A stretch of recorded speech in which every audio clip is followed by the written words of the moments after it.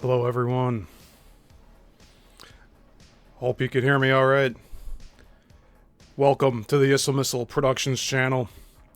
My name is Steven Yissil, and today, let's talk about it.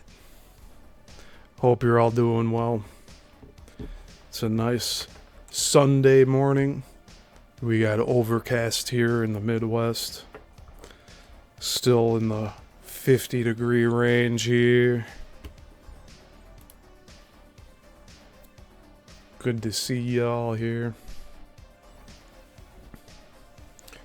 So, hope you're all doing well. I figure I'll talk today a little bit about the channel here. Nothing too heavy. So, we have deep dives coming up that I have not started those series yet. Some of them will be pre-recorded. So, I'm thinking Great Lakes Triangle may be pre-recorded. And I'm also going to be opening up memberships for the channel. And I'll be offering extra exclusive content for those that want to support me and my work here. Since everything on this channel is for free, it is not free for me to produce. It takes a lot of time. So I know some of you have expressed interest in supporting me that way. There's really no other way I can figure how to make this more profitable for me in a way.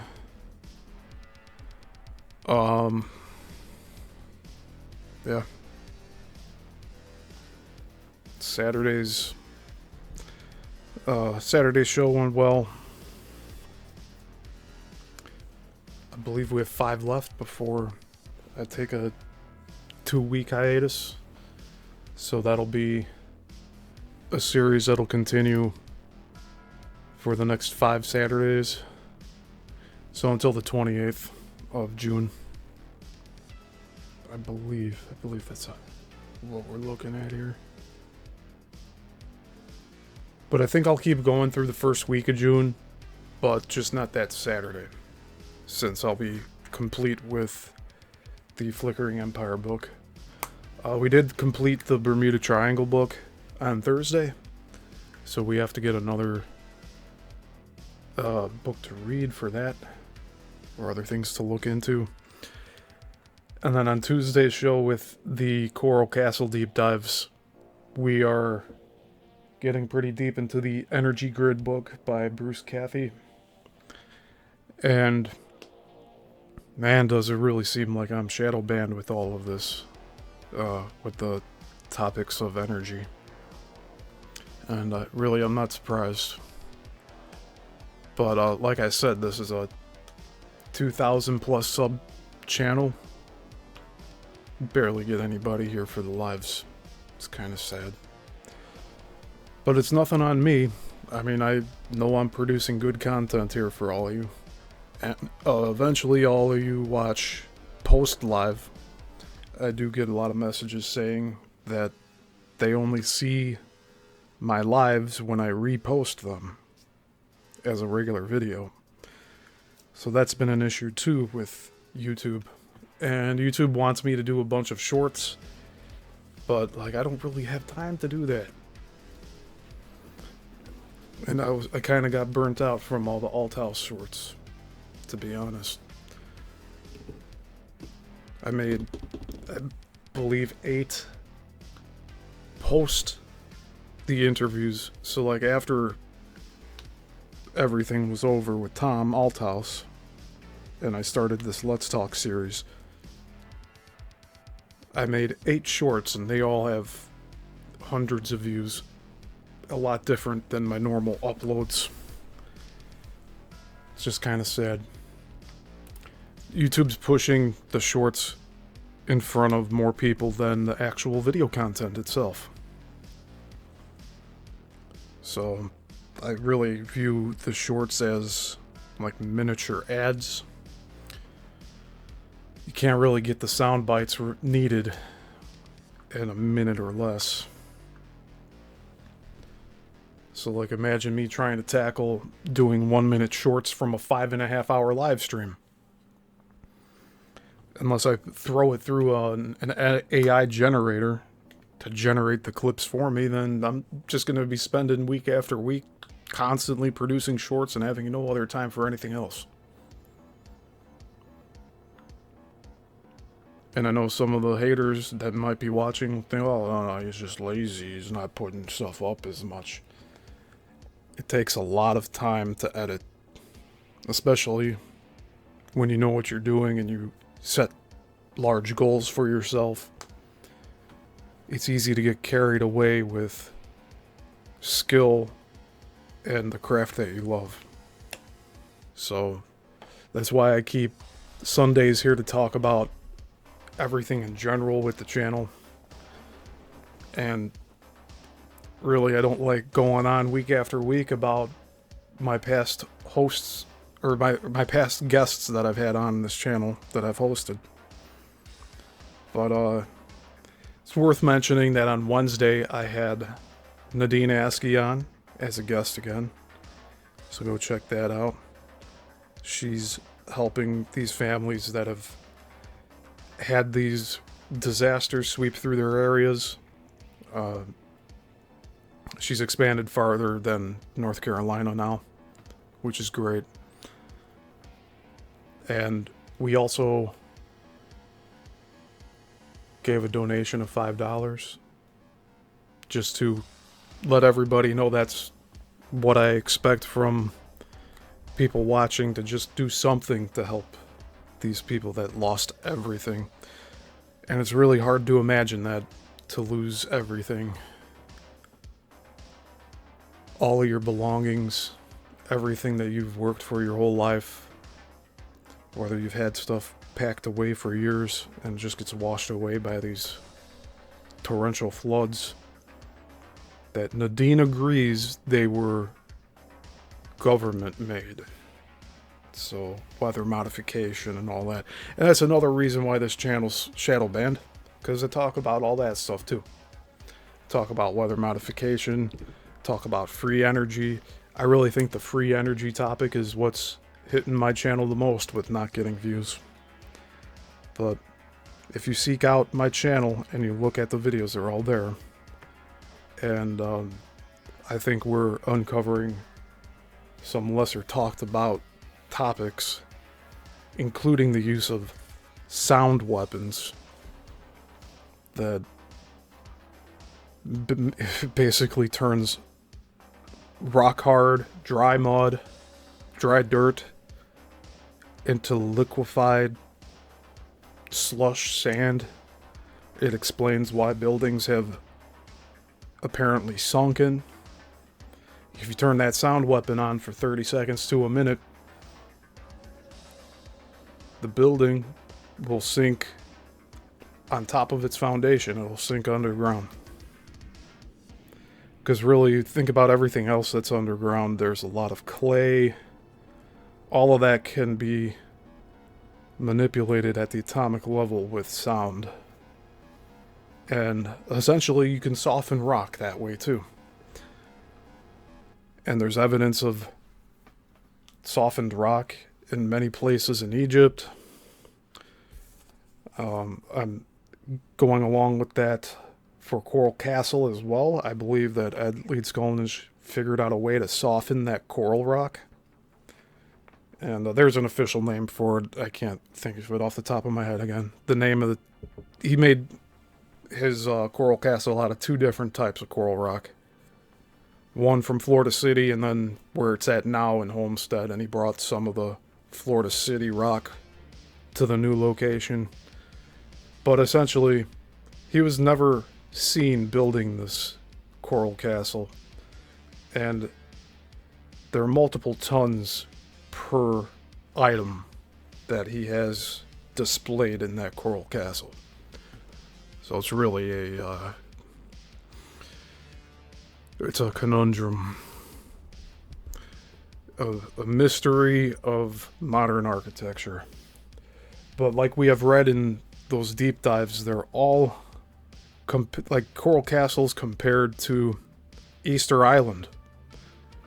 It's also compared to the Stonehenge and the Great Pyramid of Giza. In terms of megalithic structures, in terms of the mystery and how these things were built. And in the Bermuda Triangle series, we were getting into the topics of, how did these underwater cities get to being underwater to begin with? Where did all the water come from? And I think we're coming to a conclusion here that the water may in fact have come from underground fissures. So really, the ocean beds may not have been ocean beds at first. They might have just been land. And we see geysers in Yellowstone. We've seen springs come out of rocks like a fountain. So you just think of that on a massive scale. You have an earthquake, opens up the earth, and if it opens up under a spring, all that water is going to come out and it floods everywhere.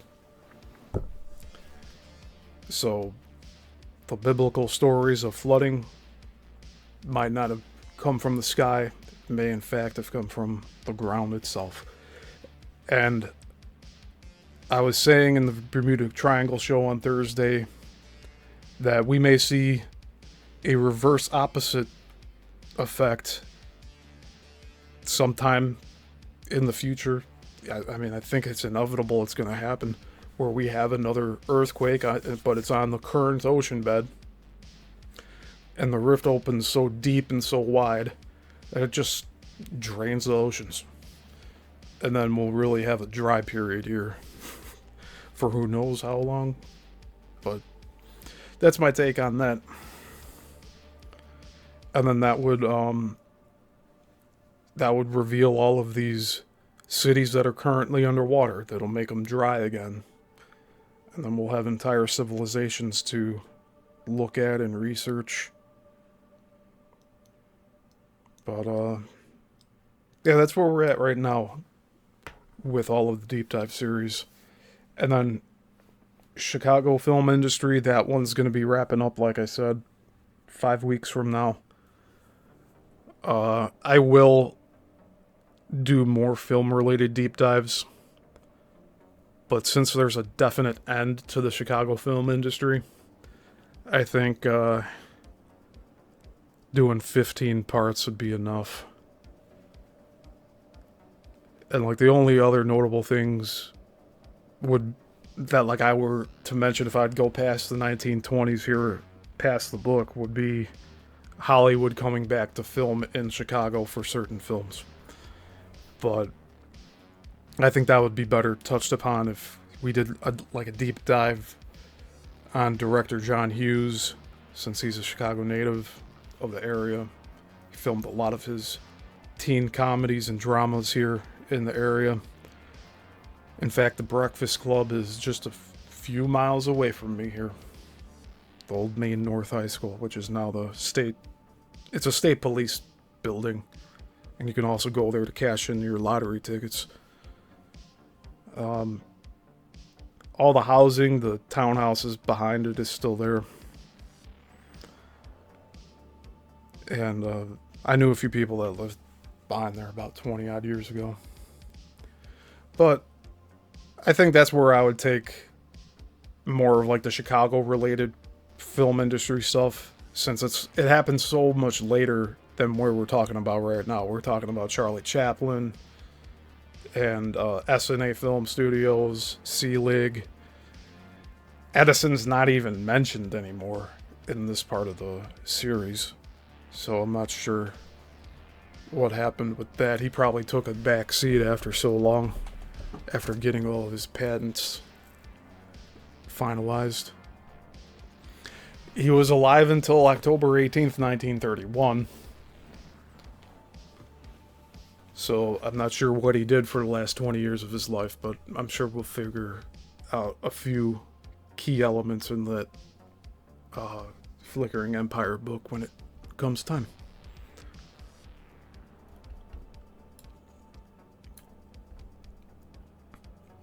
So how are all you doing?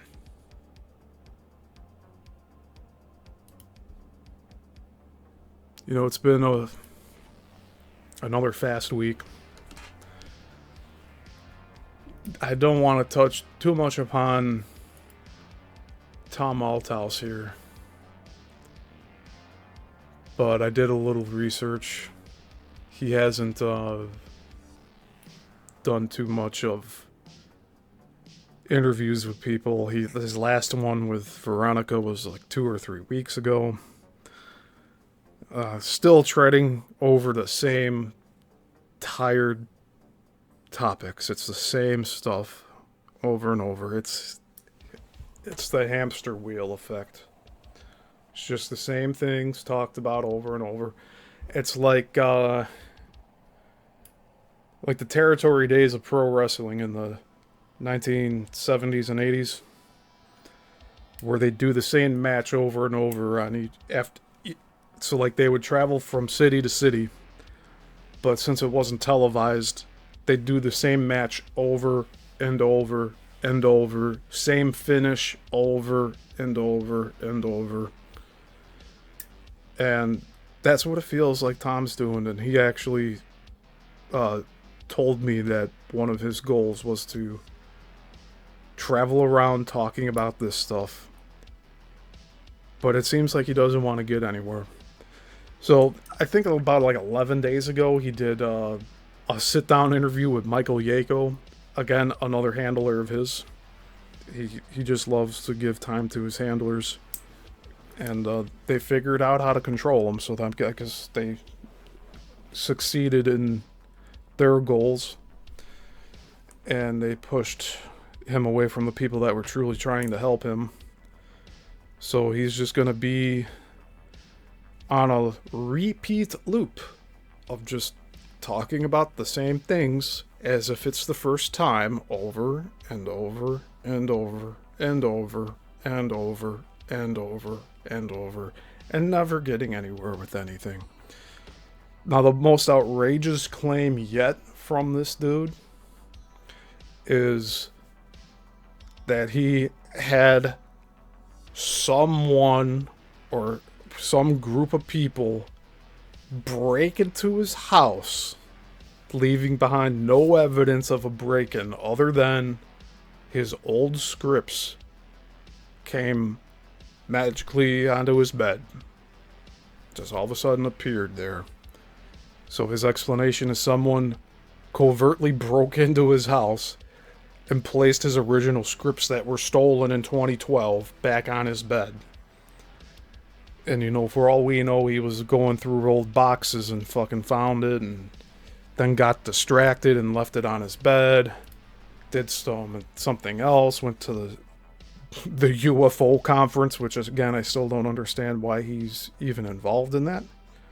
He doesn't have any UFO stories of his own.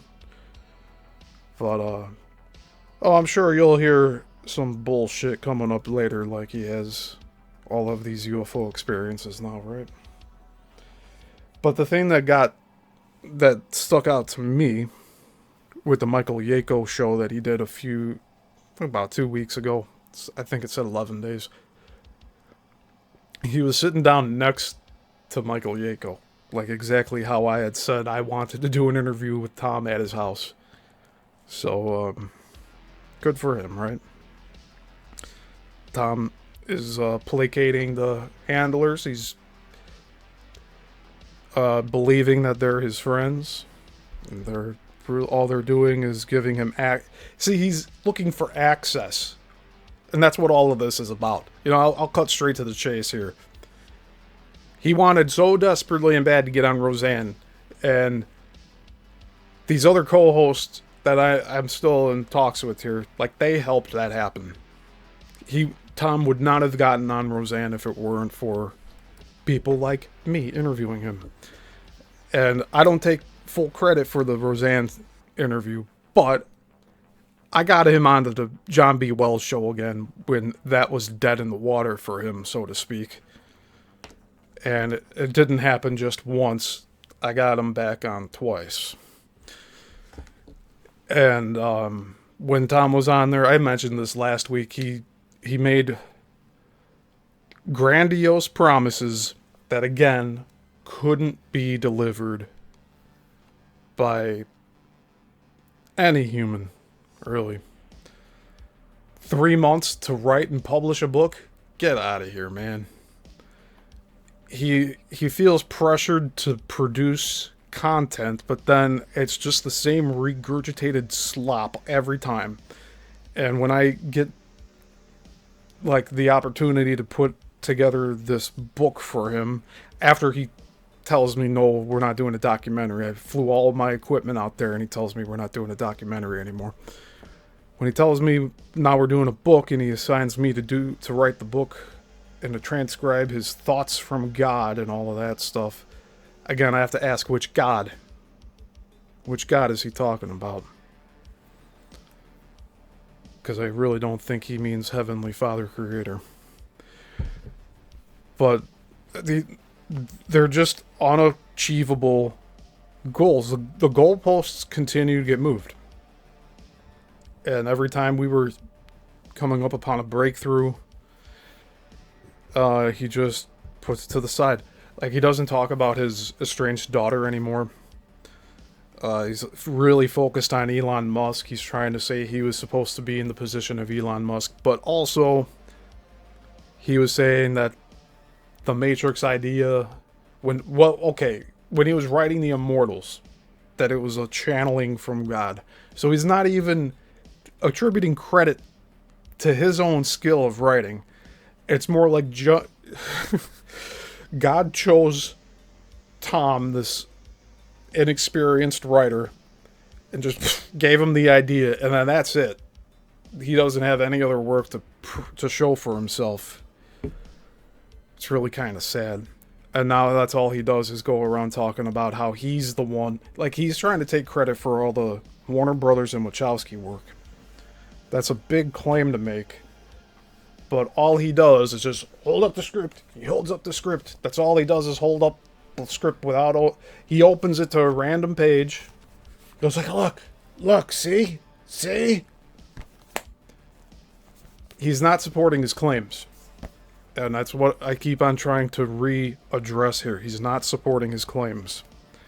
We have yet to see the pages about the Squiddies. We have yet to see the pages about a lot of things. The first 10 pages of that script does not have anything to do with what the Wachowskis put out for 1999 The Matrix. So from all the time that I spent over the past nearly 3 years now, I feel I have a place to stand when I speak from this perspective. That he just wants to be a traveling roadshow. That's all he wants to be. He wants the oohs and ahs. He wants to trash Sophia Stewart, no matter how far off she is. Like, I was convinced she was controlled opposition, but you know what? It's not too far-fetched to say that there's more than one person who's had traumatic life experiences and now they're trying to make sense of it all by doing this stuff. With all the accounts that Tom has mentioned, like loved ones, close friends, turning on him, really, I think a lot of that was them cross-questioning him and finding holes in his story. And so that's his best way of coping with all of that, is to just say that, no, they're part of the problem, they're the enemy. So that's why I'm lumped together in that too, by the way. See, I was able to point out, there's the handlers. There they are. There's the handlers, Tom. They're pretending to be your friend here. This one's co-hosting you on their shows all the time. They're taking your time away. That's one handler. Here's the other handler. They popped up out of nowhere. They're calling you on the phone. They ask you to do. They ask if they could do your website for you. And we looked at the website a few weeks ago. We saw here that there's nothing on the website that he claims is supposed to be on there. All of the matchups, where are they? They're nowhere to be found on that site. If he's going to put it behind a paywall, so be it. I know there's people out there that'll pay for that kind of information to check it out. Just curiosity alone. But as far as all that goes, Tom is a traveling roadshow now. Hello, my baby. Hello, my honey. Hello, my ragtime gal. It's like he gets turned on and turned off. And not in a sexual way. It's like talk about the Matrix switch. Off, on. But now there's another switch on the other side of his head. It's Elon Musk. Off, on. So that's all he talks about now is Elon Musk and the Neuralink and how he claims that it's his. But yet, we don't have any schematics. He doesn't have any blueprints. He doesn't have any proof of concepts other than the script that he parades around like this. And when you go and put these concepts in a script, you do have other notes that would support that. And he says all of that was stolen from him. All these people just stealing everything from him, right? He's the perpetual victim. He's a perpetual victim. Like, I am one of the few people that pushed through to get him to make that documentary, and then he fucking cancels it. So what would happen when he... in the far-fetched alternate reality where he actually gets his script turned into a film production? He would shut the production down over a cold cup of coffee, over the way that a lighting grip looked at him. He'll have a breakdown in the corner saying, no, just cancel all today. Just cancel it. Just send everybody home. The 100+ people working in the crew. Now just send them all home. All of the equipment that we're using, all the lighting and all of the cameras and the microphones and the set space. If we rent out places for a studio. No, just cancel the whole day because Tom's not feeling good. That movie would never get made. And in fact, I'm going to say it right now. The Immortals will not get made. That's just my opinion. And if Tom takes that as a challenge, good for you, pal. But you had support here, and you no longer have it from me. I left the door open for him to explain himself and his actions. He could have apologized to me for the way he went about canceling our last interview and how he just blasted me at the end of that, being, well, he just flipped the script. But he never showed up. He never showed up to explain himself. Instead, he went on a different show because that other host that he went to go interview with, they were watching my show here, talking about all this. So you just have a bunch of snakes that are going around. They're clout chasers. That's all they're going to be doing for their lives. I mean, they have suicidal tendencies. They talk about how they don't know how long they're going to be here. Look, dude. No one knows how long they're going to live. I have people that I went to high school with that are already dead. One of them, I believe, accidentally shot themselves in the face. Another one, I think, OD'd in a grocery store. Another one OD'd in their own house. Someone I went to high school with while I was in high school OD'd. They OD'd sitting up. They threw up in their mouth and they choked on their vomit from heroin overdose. So there's all these different factors that can come into play. Everybody can be here one day and gone the next, and it includes myself. But I will not take my own life. I guarantee you all that. I will not go out that cowardly way. And it is cowardly. It affects everybody you love and everybody you know. Like, you think it's just ending when you take your last breath and your last look in this body? No, everybody has to clean up after you do that action. And I really think it's unforgivable. But at the same time, I do want to say that I think there is redemption in the spirit realm at some point. That Hell isn't eternity. It may feel like it. And time operates differently in the spiritual realm. So you do have time, necessarily, to write things. But you have to have conviction to do so. Oh, and I also had another person that I used to film with. I used to film for their shows. They took their own life. They left a note. They had a nice life. A life that a lot of us really would enjoy.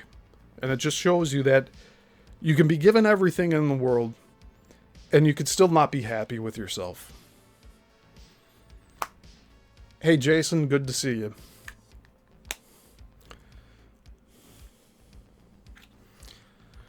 But, like, the people that we're talking about here that have talked about, oh, they don't know how long they're going to be here, blah, blah, blah. Tom Althouse, Veronica, like, they have health problems.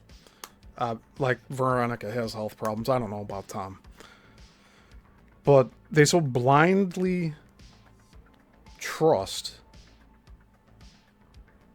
the people that present themselves as friends when they're really enemies. And if their true friends call out that these are actually the enemy, he believes that the true friend is now the handler, and he's like, oh, we got to get rid of this guy calling out all the bullshit. It's really backwards.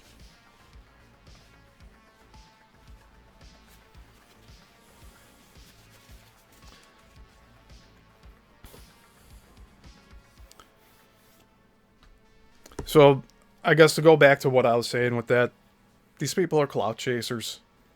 They want the extra views, they want the extra attention, they want to stick it to the other person.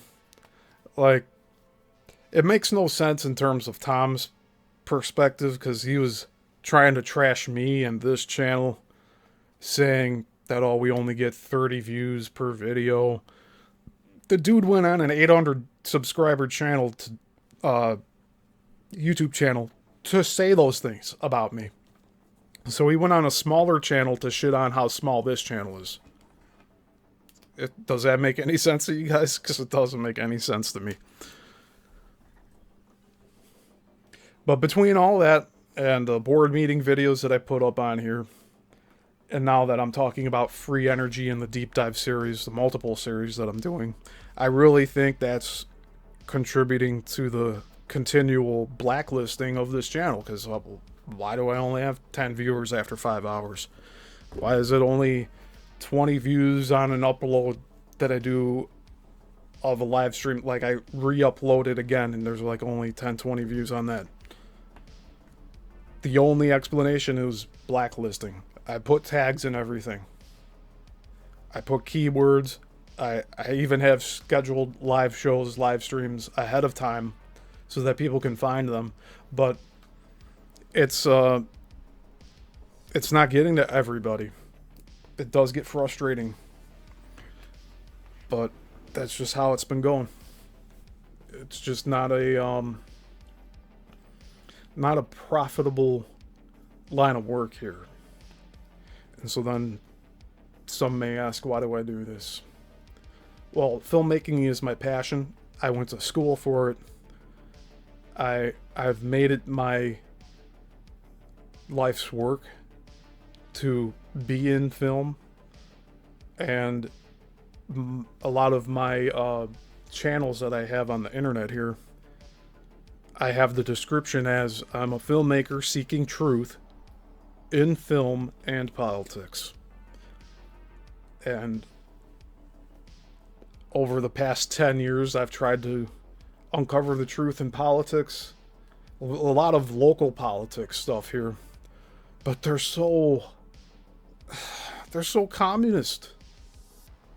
Like, to go from one extreme to another here,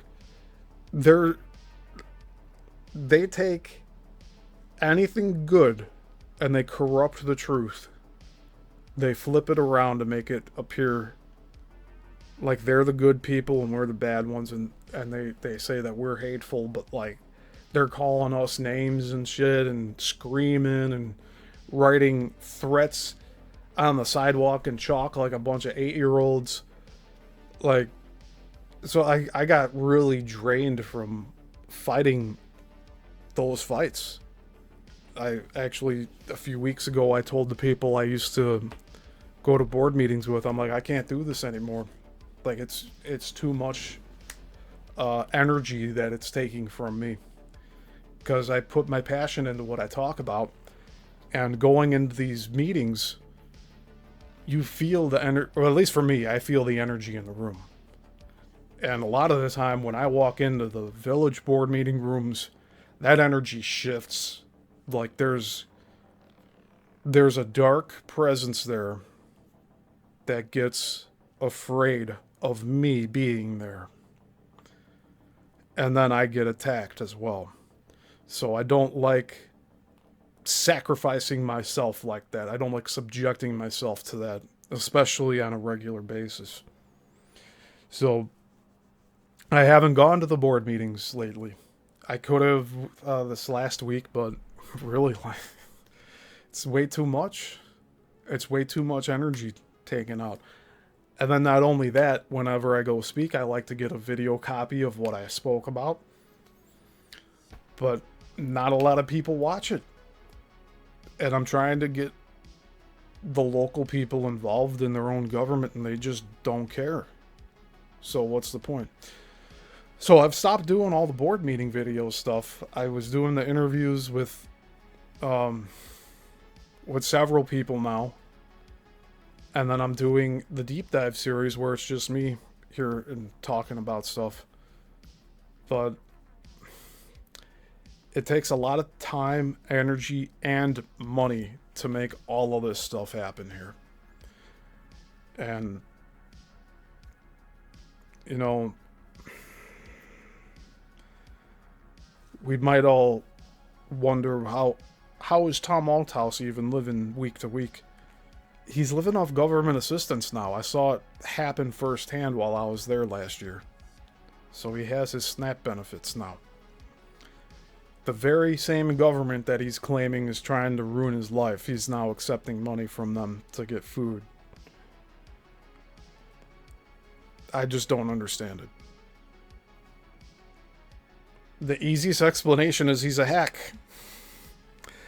He has no other work to show for himself. Like, you'd figure he'd have 2 or 3 other scripts that are already, like, out there that he could go over page by page and be like, look at this. You see, I explained this story really well here. I have these characters here, and they go through this and this. We're never going to hear that from Tom, okay? We haven't heard it from him, and we will never hear it from him. Because he does not have any other scripts. And really, we were saying a week or two ago that we believe The Immortals was written as a stage play, which it very well could have been.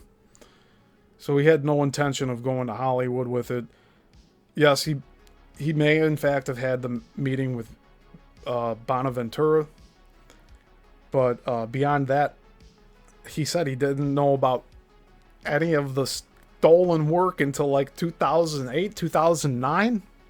And then his old drafts got stolen in 2012. And then he got locked away in the mental asylum in 2020 in January. Or probably a little bit before that. So those are things to consider. Like, who did he blow up on that was concerned about his well-being and called the authorities to take him away to the crazy house? Like, what is it? That Breaking Bad character.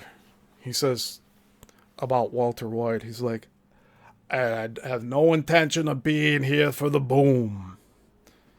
Meaning, the guy's a ticking time bomb, and when the guy explodes, he doesn't want to be anywhere near the guy. And I want to say the same for myself here. Tom's going to have his handlers to, like, pat him on the back or calm him down now. Because he's going to be staying in the little circle of safety where he doesn't have to go and explain himself further.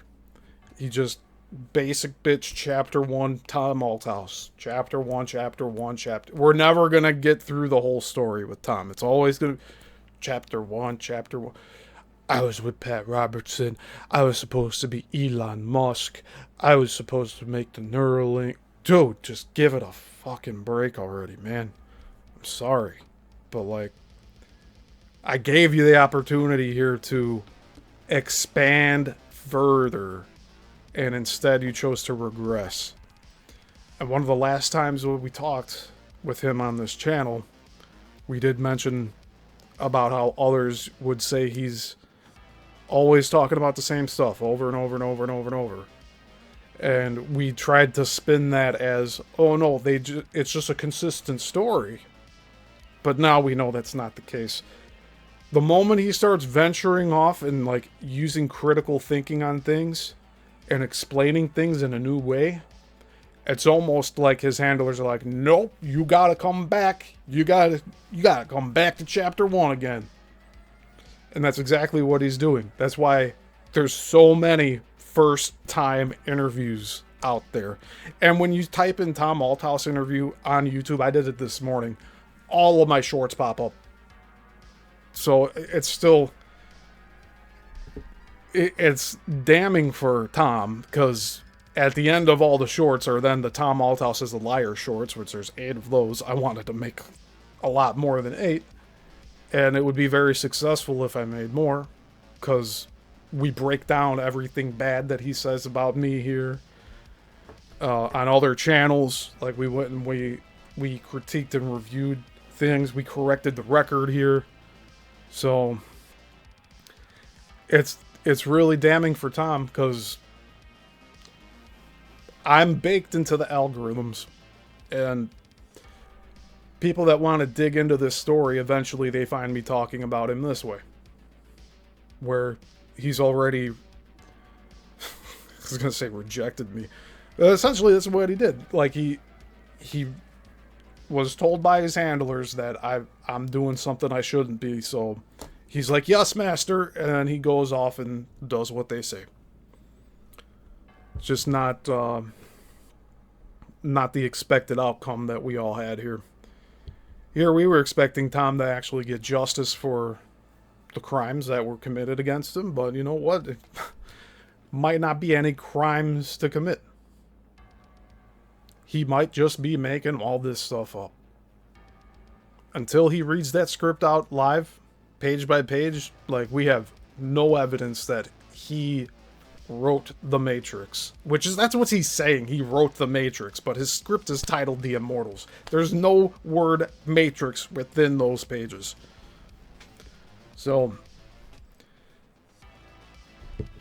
I tried to correct him. I tried to steer it in a way where it's like, the writer of The Immortals, aka The Matrix.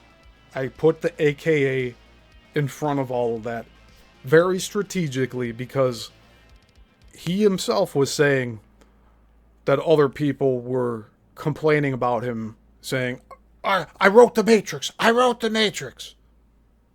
But now he's regressed back into that, where he is straight up saying that he wrote what the Wachowskis put up. He takes credit for these green blips, something that was on computer screens a long time ago, before The Matrix even came out. The type of lettering that's on all of the code rain. There's Japanese characters in there. Does Tom ever talk about that? No. He was told to watch Ghost in the Shell. Did he ever look through that? Did he ever critique that? No. There's jacks in the back of the neck there. So he can't be the first to claim that he used that, when clearly Ghost in the Shell did before him. And then there's also many other science fiction novels and works that deal with the same cyberpunk concepts here. And ultimately, all creative work borrows from predecessors. So the most that he would be willing to admit, which he said on some of our older interviews, is that he does like Blade Runner and Rollerball. So it's kind of, what's the word for it?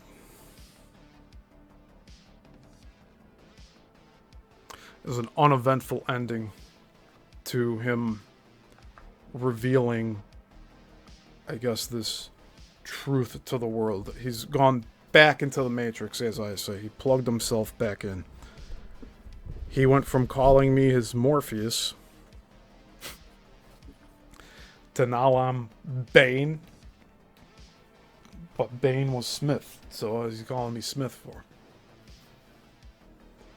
But he doesn't even understand the character Bane. He was like misnaming characters.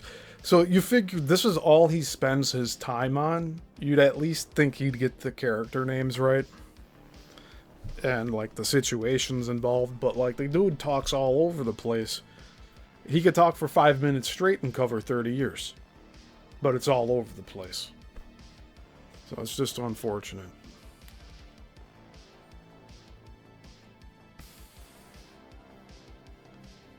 But I'm not spending time on it throughout the whole week. I don't spend time on this stuff. But we come back here every Sunday and we reflect. And we continue to come to the same conclusion. That this guy doesn't have any care in the world for people that are thinking differently. Or even people that try to constructively critique his approach to how he's handling all of this. Like, he's not going to get on Roseanne's show again. Go ahead and watch her. I think I watched the first 13 minutes or so. And that might even be exaggerating how long. It might have been shorter. But even Roseanne's sitting back, like, trying to make sense of who this guy is. Like, is this guy for real? What's his motivation? And Roseanne's Jewish, by the way. So Tom wanted to claim that he was Jewish as well. Like, oh, I have some little inkling of blood of Jewish in my system. Like, he said something like that well over a year ago. Like, he wanted to be accepted into the clan. And, like, dude, like, at this point, like, people just don't care. Like, ultimately, he got onto Roseanne's show, and that was the death nail in the coffin for him. Not only because he was freaking out, he was wigging out on me for possibly saying the wrong date for when the Roseanne episode is going to premiere. He's thinking I'm going to topple his house of cards just by putting the wrong date out to my subscribers here. But as many of you have watched, and you've actually shared here in the chat before, that you guys didn't like the way that Tom behaved on Roseanne. And both of you guys were able to watch both of them and their body language with one another. And Roseanne is a gatekeeper. No matter how much she's a stoner, like, she's still a gatekeeper. And she got exactly what she wanted out of Tom, which was pacification. And look at where he's at now. He's not even interviewing with anybody else, just Michael Yako and Veronica. And the only reason Veronica brought him back on is because she watched this Let's Talk series, thinking she's being clever. But really, she's clout chasing because she wants that spot at the conferences with them. No matter what the subjects are about. She just wants the attention. Not surprised. Why am I not surprised? I've experienced many people do this type of thing. They kick their true friends to the curb. People that they've spent a long time with, many life experiences. Then they make them the enemy, and then it's almost like that's a sacrifice for them to get to the next level, so to speak. And I know that's exactly what Tom was contemplating. dropping me would give him more success, right? Even though I was the most successful route for him on the internet. Everything's baked in. Like I'm not taking anything down. No matter how much it disgusts me now to look back on all of it. I seeked him out because I had heard about Sophia Stewart before, but I never heard of this dude up until a few years ago, a little over 3 years ago. And I wanted to get to the truth. I wanted to find out what was really going on with all that. He was going on channels where you had super chats going off, just ding, ding, ding. But it was like a pirate thing going, yo, ho, ho, like really annoying shit. Hey, Norma. So I'm getting everything set up to have my stream deck here. So I'm going to have a little, I don't know, it's like a digital keyboard that has physical buttons on it that I could use to go back and forth between windows, use sound effects. I got it quite a while ago, and I had it set up briefly for a time, but I think I could start using them for new live streams and the current ones that we're still doing, because I'm continually building those out.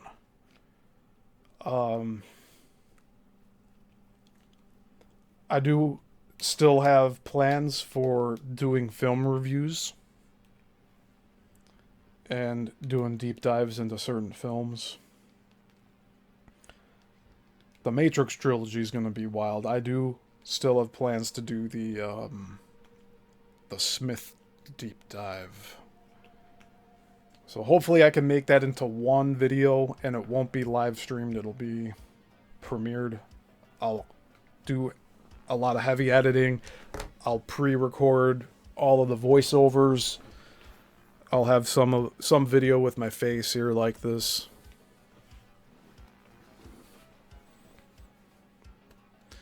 Yeah, Norma says, Steve, Tom is mentally ill. It's so obvious. He has so many personalities, in my opinion.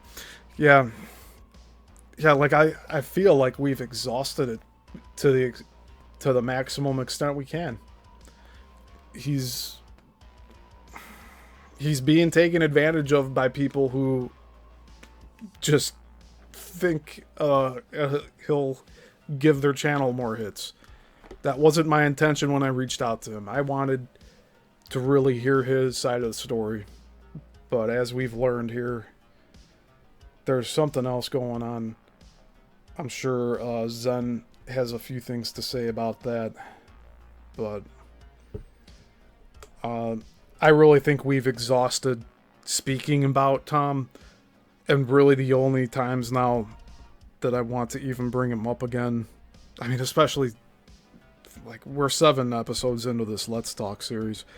I intended this to be like a catch-all to talk about stuff that is all related to the channel so that we don't have to talk about it on the individual deep dives at like the beginning or end of shows. I'd rather have one dedicated show talking about everything. But yeah, Zen said he has his perspective on what he wants to share. I wanted to reach out to some of these ex-hosts and get their opinions on why they stopped interviewing Tom. I think that's a reasonable question, right?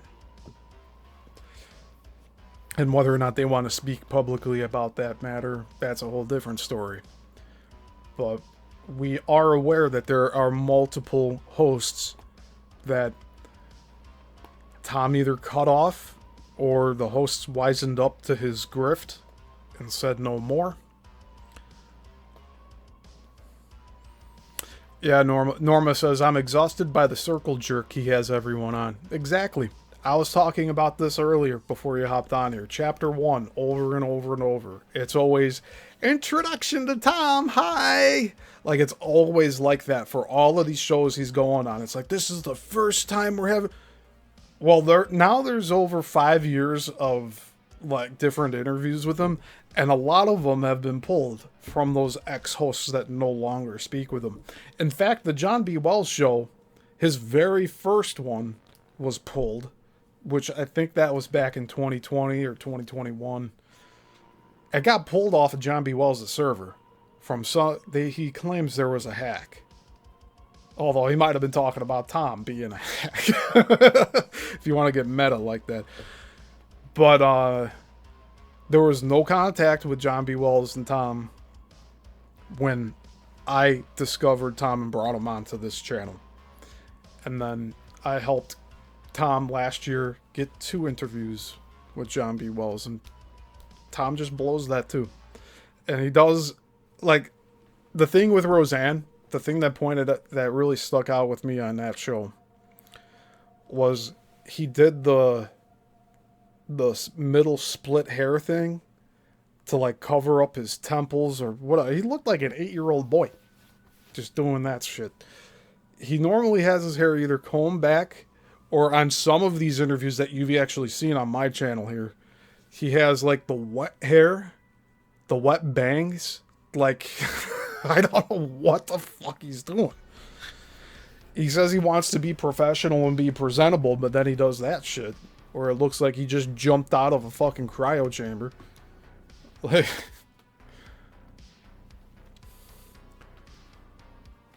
Zenorma says, Steve, you have integrity, and Tom is not worth the time or energy he sucks out of this universe. He's always screaming. Yeah. And it seems like he's scrambling around too. So that's why I decided to keep all of this to this Let's Talk format.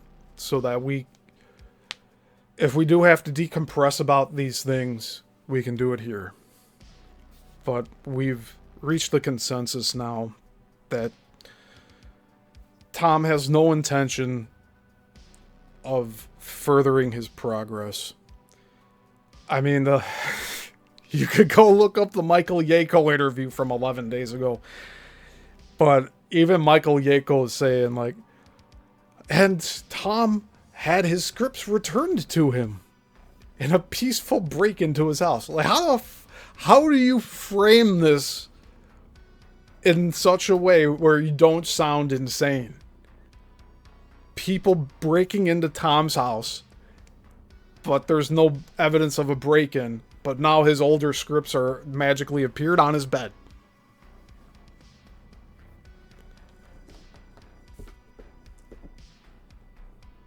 Survey says Tom put him on the bed himself and then got distracted and did other things and came back and saw that it was there. And now he's just continually making up stories.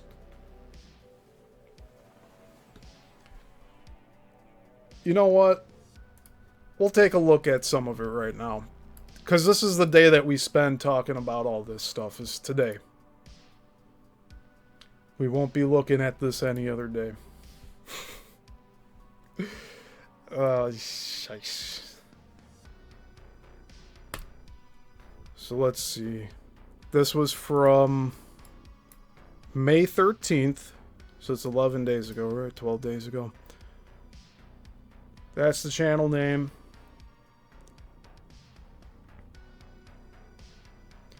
And, you know, it's the same stuff over and over. As we've said. He just does whatever. We'll watch a little bit of this. We're critiquing it. So we'll watch a little bit.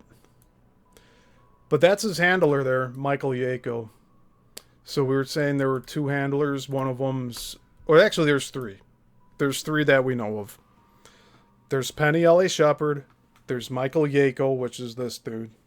And he had the Fu Manchu mustache prior to this.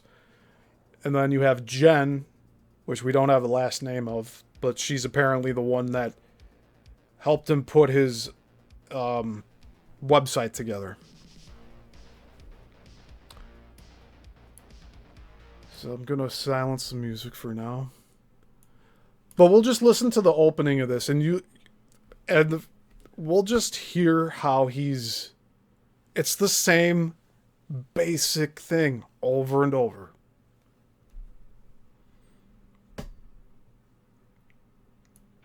Yeah, Norma says, so many rumors that Yako is still CIA.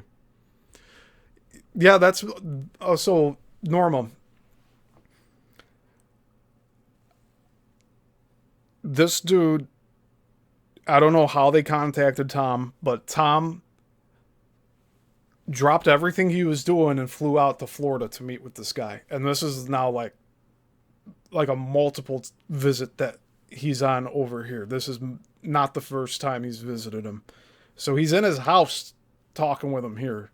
You could actually see the age marks on Tom's face in this one, surprisingly. But, yeah, we've had others here on this channel just say this dude is just really giving off very negative vibes. And I don't have any proof that he's a handler, say. I'm going off of my gut feeling here. But Tom decided to drop me and everybody else that he was doing interviews with so that he could be with this guy and with Penny L.A. Shepherd. And then that Jen chick who was like a music magazine writer that she no longer works for. Now she's putting his website together under the TomAlthouse.com URL that I recommended to Tom at first, and Tom was being all bashful. Oh, I don't want it to be my name. It sounds too conceited. Dude, he's an egomaniac. So, of course, like, when Jen goes and recommends it, he's like, oh, that's such a good idea, Jen. Oh, I can't believe you came up with that first. Thank you, Jen. It's like the same thing of him going to every one of these hosts and saying, oh, finally, I'm speaking to smart people. It's the same thing over and over. So we'll watch this little intro here. Hello, everyone. It's Michael Jacob with Secrets of Joint Today by Tom Outhouse. Right here. So, isn't that great? Be able to do it. So I have this at 1.5 speed because I was trying to get through this earlier and not spend all my time on it. But you'll get the gist of it here. Just listen to the first few topics they talk about. It is like the basic bottom of the barrel stuff that we know. Like, if you're trying to seek out new information about Tom, this is not the episode. Like, he's on a spiral right now where he is not talking about anything new. He's talking about everything that he's regurgitated on other shows. Do a live show with Tom Outhouse. Very, very amazing gentleman. He is the creator of the Matrix movie series, which was the screenplay was stolen from him. Now, right there is a lie. You can't say that he's the creator of the Matrix story. Because there's no Neo, no Trinity, no Morpheus, no Smith, no... Now, he's saying all of these characters are in his script, but they're all different names, they all have different roles, they all show up at different times. Trinity's not in the first 10 pages of his script. So I don't know what the fuck he's talking about. There's no chick running on rooftop buildings away from the agents. So where's the similarities? If really he's saying that they lifted concepts out, you could say the same thing about, I don't know, H.G. Wells' The Time Machine, that Robert Zemeckis stole the concept of time travel from H.G. Wells. Like, this is what we're dealing with here. Like, these big concepts he's trying to claim as his own.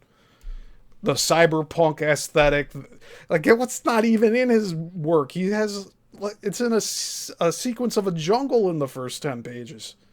And you could find that from other people. Like, a lot of TikTokers actually pointed that out to me too. By Hollywood. And we talked about this in several shows for several years now.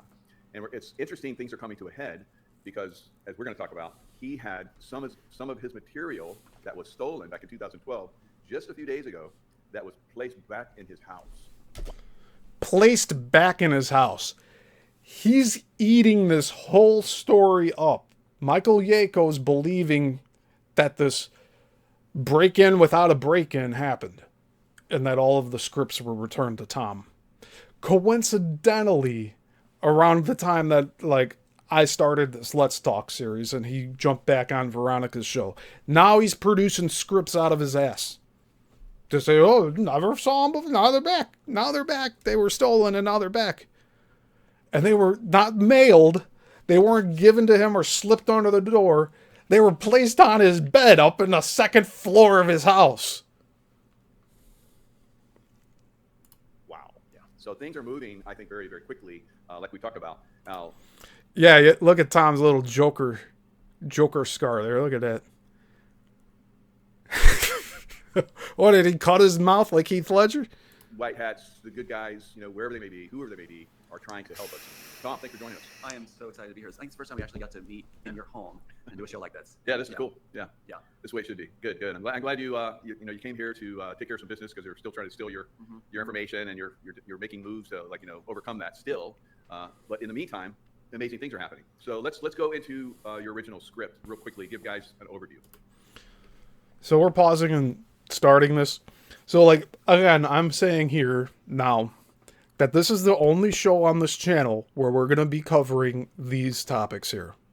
This is the only show. It's only going to be these Sundays, and it's only going to be to redress grievances, to correct the record, and the rest of the week I'm not spending any time on this stuff because it's not worth my time and energy. So we can do this for a few hours, but really, that's going to be it for the day. After I'm done with this stream for the day, I'm moving on to doing my eBay store, cleaning things up around the house, working on other uploads on other platforms from previous shows during the week. But today is about this, along with the other updates I had about my channel with the deep dives. But, I'm talking about free energy on my channel here now. But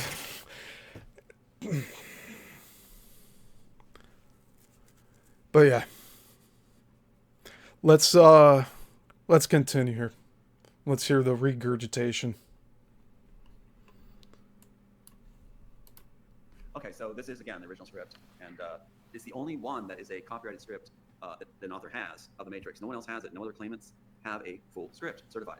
So, and this one has the 1998 stamp. It's hard to see here, but in 1990. So I'm going to put this out here for all of you.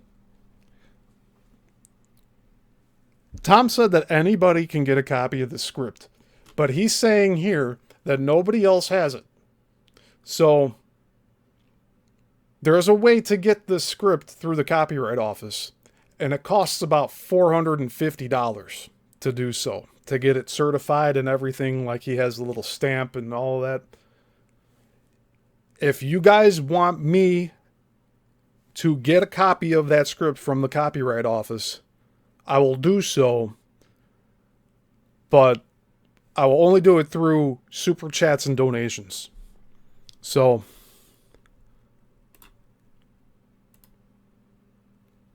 that's going to be my call out here for everybody that follows me. I don't have the money to do it. I really don't, but it would prove this sucker wrong, wouldn't it? Anybody can go to the Copyright Office and get a certified copy like this, but it's going to cost nearly $500. Stamp, which is the one that was used on set in 1999, and that's been made clear by fight choreographers and others connected that were there on set. And they also emphasized that there was a 20-foot rule that if you're within 20 feet, you could be fired. And think about that. That seems like kind of an absurd rule. He continues to parade the script around, but he's never shown it page by page, because if he does, it will show how little it compares to The Matrix. And this is the truth of it here. He didn't care whether I read it or not. Norma says, I can buy that gold stamp and ribbons in the teacher's school supply stores, just need embossing stamp. Yeah. I mean, with Photoshop and everything, hey, I mean, that would be forging government documents, though. So he probably did get it. There were, I think he had shown his receipts, like how much it cost. I believe it's on some of these pages that he has here.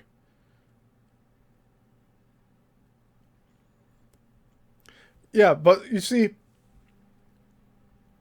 even if we were to get a copy of this, that like a same exact copy that he's holding, a duplicate copy of that, he would go around saying we stole that too. You see, and then we'd become part of the story. But if we get a certified, like, we don't even need to get a certified copy, but like, this is the game he's playing here. So if you guys really want a certified copy for our own that we can go over here live to review and dissect, to critique, that's the way that we're going to have to do it. Because I'm not making nearly enough money to just drop $450 on getting a copy of this from the Copyright Office. But that would be the correct way to go about doing this. And then Tom didn't even want to get the copy of the Tom Hanks one that says The Immortals, that's 2 pages long. He didn't even want to get a copy of that. So go figure that one out. You're trying to work as a team, a union team, to get these things created. Why would you instill that and enforce that even? But that was done so nobody would see this material when this was in one hand and then the storyboard was the other to create it. And in here is everything from Train Station, Jackson X, Goodies, Blueco, Red Pill, you name it. Right, all the stuff we've talked about over the last several years. And what you... Again, generalities, he's using the Wachowskis' work for memory recall for the audience. So there's nothing that like, he should be referring to his script first and foremost in the native format that he presented it. But instead, he's using terms the Wachowski ended up using as his own to compare to his script. It makes no sense in that regard to me. You intended for this information to be and how they manipulated that information. So they're controlling consciousness, but you were trying to awaken consciousness. Tell us a little bit about that. Exactly. I felt like my calling was to do this faithfully, to basically take a download that was being given, right, Michael? And it was like... This is another thing. He is claiming that he's not that great of a screenwriter and that God gave him this idea. He got a download to write this, and then the connection got severed, and now he just hasn't produced anything else since. I was given what I can... Oh, you want to see the stamp up close? I think that's within our bounds to show that.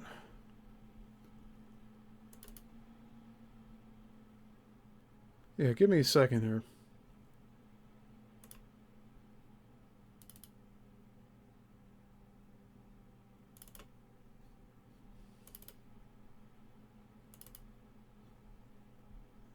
I'll get the music back on too.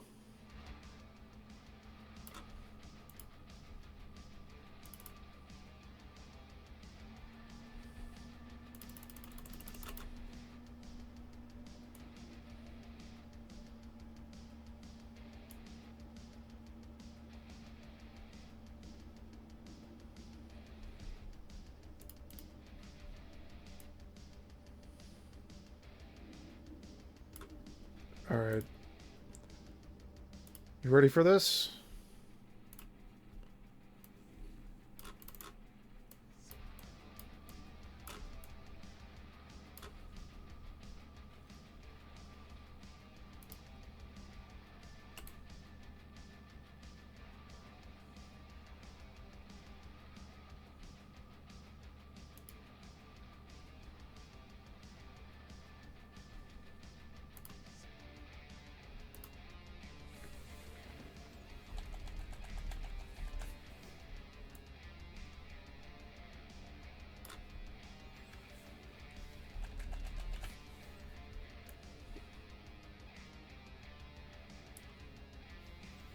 Okay.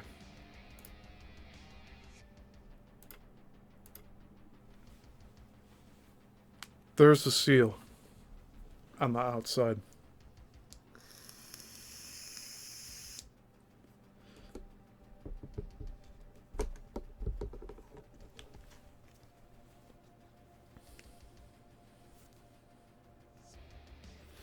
Now, what I can say about this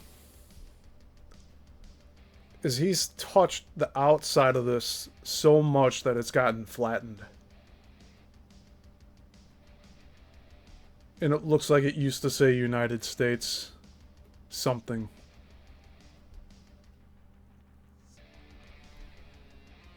But like the name, Angela Hightower, like,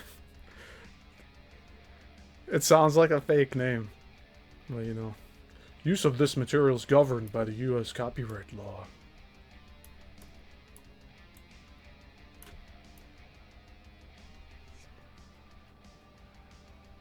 This is probably the highest resolution picture of this stamp that anyone's ever shown. But yeah, Norma says that's such BS that God gave him a download. There's nothing godly about Tom. What an insult. Yeah. Like I said, like, what God is he referring to when he says gave him the download? Could very well have been demonic. But there's the seal.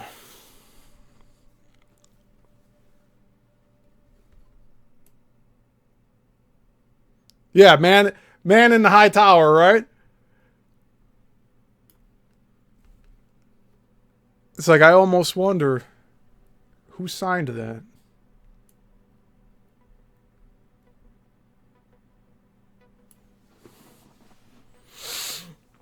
These are questions we're allowed to ask, so. Yeah, the government of defense, Norma. That's the god that Penny refers to.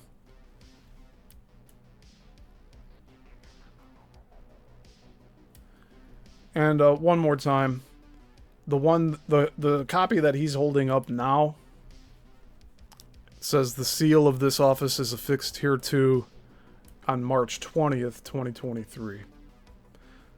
So he had it for less than a year,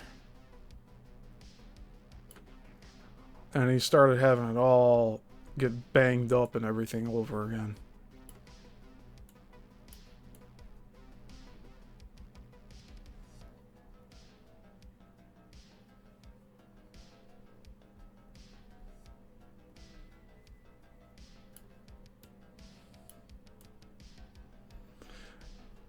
Yeah, so if anybody wants to go on their own to get this copy of the script, which is totally within your legal rights to do so, here's the copyright number. But again, you're going to have to pay a fee of at least $250 to $300, and then if you want it certified, it's an extra $100.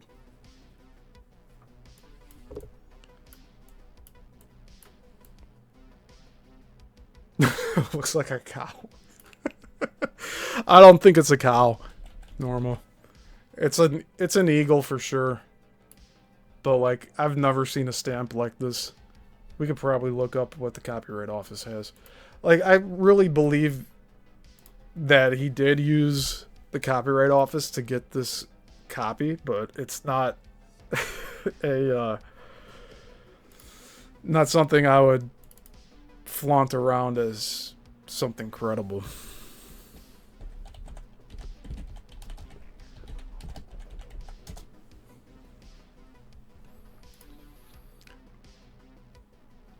Yeah, real quick here.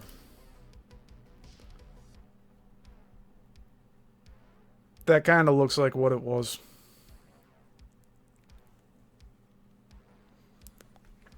But like, again, who's to say that he didn't get this put into a mold and then use the stamp himself, right?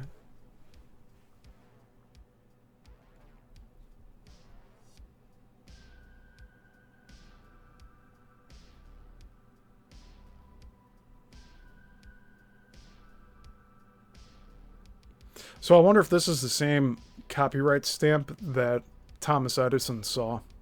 It must be.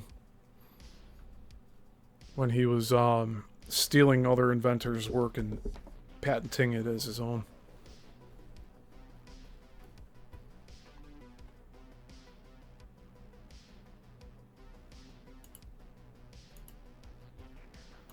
I'm being very careful with what I'm showing here, just so Tom doesn't put me on his fucking hit list.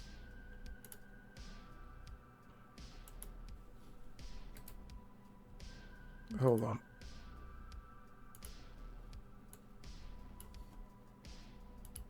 Yeah. Yep.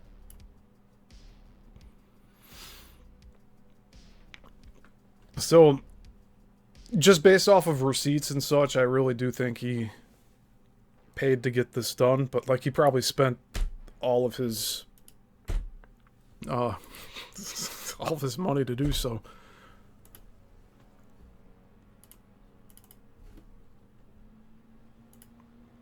All right, we'll look at a little bit more of this, but it's 53 minutes long. We're not going to watch this whole damn thing. I'm sorry. Considered almost like boot camp training, or what you had gone through, not to the extent of physical extraneous, but it was actually a mental boot camp where I had to learn humility, compassion, and I think that's very telling. If that's the requirements that were put upon me, whether people believe that or not, that was instilled, it's like that says something about the powers behind this. That they wanted, I got the impression they wanted us to all do our parts and basically bring us together as humanity, that we solve problems together, and that became a core theme in the piece itself. So I felt like a scribe or a servant, and I was amazed. I also had the sense that I'm experiencing this for the first time, and I had a deep sense of responsibility that I had to do it properly without inflicting my own bias in. Wow. And we talked about how you basically were being groomed to be kind of like an Elon Musk. And when that didn't work out, then Elon Musk showed up. That's exactly right. I was given a series of questions when I was at the religious right and being courted by the FBI. I was actually on John Walsh's program. It was a Newsflash, Tom, you're getting courted by this guy now, whether you want to admit it or not. Season premiere of America's Most Wanted. So I'm taken to lunch. So this guy also gave Tom a medical patch to put on his arm, like a nicotine patch, but like to get rid of a bump that was on his neck. And I asked Tom, what were the ingredients in that patch? And he's like, I don't know. So he's just blindly taking all this stuff. He's being controlled. He's getting substances he has no idea he's taking. The dinner. He's totally Tom Walsh controlled. and FBI heads, and they gave me a card that said, please extend every courtesy to Tom Althouse. So I was being groomed by both religious right to be the face of the Christian coalition, which basically my job would be using dimples, blue eyes at the time, blonde hair, to mislead people into steering their way towards Pat Robertson's political agenda and the cabal's plans. Wow. And I was made privy to certain aspects of it, such as a reset of a one world order where they're actually going to simulate the return of Christ using Hollywood. All right, I'm bored. Let's skip through. Let's go 10 minutes ahead. Congenial. He said, let's send it in and see where it goes. Yeah. That's what he said. So we did. It was very, very gracious. Praying for time. Wow. Perfect ending piece. So now we're at that point where we have been praying for time, and now we are in that time. And that's what's so wild with what's happening in the homes, right? What's yeah. happening now. So you're going to lead into that. That's fine. Yeah. So, we're basically waking up. All of us are like, I'm here back on YouTube. I'm having this show on YouTube. I was canceled out of YouTube for years. And it's just on a whim, women of prayer. Just, why don't I try and see if I can get back on YouTube? I have this old channel that I never asked them, why can't I? Because they would normally say, no, you're not coming back. And so I was like, I think things have changed. And so I asked, I said, I don't really think I did anything wrong with the channel. And they came back to me like, yeah, they activated him as an agent again. So of course he's back on YouTube. So we get our chance. We're gonna crush this. And so now they're helping you. So who would have the information to begin with for all this time? Who would have access to Tom's movements? All right. So somebody's got some intel going on, and who would have the ability to go through the lock, right? Surreptitiously go through the lock so no one sees, and then come in, place it on the bed, and then leave surreptitiously, and no one sees. Exactly. There's very few people. There's very few organizations can do this, guys. Right. Thank you for sharing that too, Michael. Yeah. And what I want to point out too is what Michael's doing right now. This is the first time this has been shown or aired in this way. So God bless Michael for what he's doing right now, because this is the first time audiences. The first time. Shut the fuck up, Tom. Jesus fucking Christ. This is not the first time for anything. You're going over the same shit over and over and over again. The first audience to see this all unfolding, and the question is rising: who did this? Yeah. And the only thing I can say is agencies. Right. So, and no, that was not a crash out. It's just incredulous here. So let's relax a little bit. So we've shown all the paperwork. Well, almost all. Oh, there's more that was on the stack. Okay. You got another one. There's more. There's four of the crucial evidence screenplays. This is from '93, and it was laid on the bed. It's like they had access to the total files. And Michael, I'm surprised they didn't destroy these things. So how many screen? By the way, I would like to point out that every draft of a feature film script has different colors, and all of his has this light blue for every draft. You color code them. There's like a whole list. I'll pull that up real quick. But there's a method to doing all of this when you're in the film industry. Let's see. Film script. Color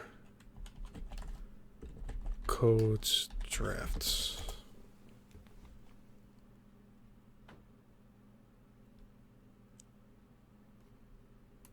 Yeah. All right. Film script codes. Ready? Film script color codes. Film script color codes are used to track revisions and distinguish different drafts of a screenplay during production. The standard order for these colors, as recommended by the Writers Guild of America, typically starts with white for the initial draft, followed by blue, which he's holding, then pink, yellow, and green. We don't see any of these other colors. After these, more distinctive hues of like goldenrod, buff, salmon, and cherry are used. If there have been enough revisions, colors cycle back to white and blue, but with addendums to indicate further changes.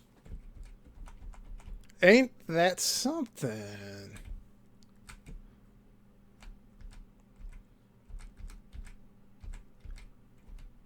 Yeah, and it would look like this down here.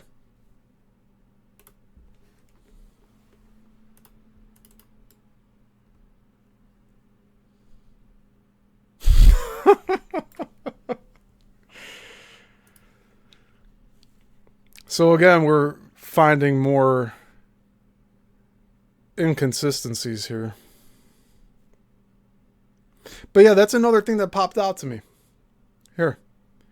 Script color codes are particularly useful for script supervisor who can quickly identify which pages have been revised and which version they are reading based on the color of paper.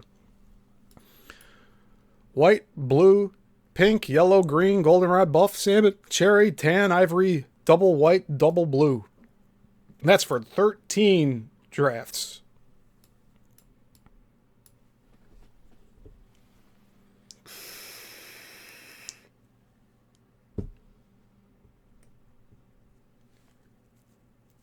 Norma says, Steve, did you know that Yako lived next door to Kirsten W. And she coincidentally got the thing and died in the hospital? I'm very suspicious of Yako because she was fine until he moved next door. Yeah. And then she also says, I was embarrassed for Yako every time he spoke because he cannot carry a conversation. He lacks grammar. Yeah. Plays did you write that they sold? Who is Kirsten W? What's her full last name, Norma? I mean, well, I think the fair question would be, it's a good one, but I think it's how many derivatives were done off the original Derivatives, that's right. Yeah. So let's go down that rabbit hole because they took pieces of all of this of his work and made movies, Right. whole movies out of them. using up the rest of the story. Tell us some of the movies they made from your work. Elysium was just like point blank. And if you listen to the directors in charge or the writer-directors that take a work or give them the work, Blomkamp, or whatever his name is, who did District 9, he said writing is like pulling teeth for him. You can find it in articles, I think, if you Google search it.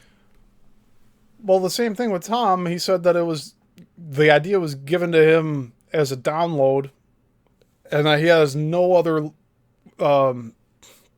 bodies of work to even support the fact that he's a screenwriter.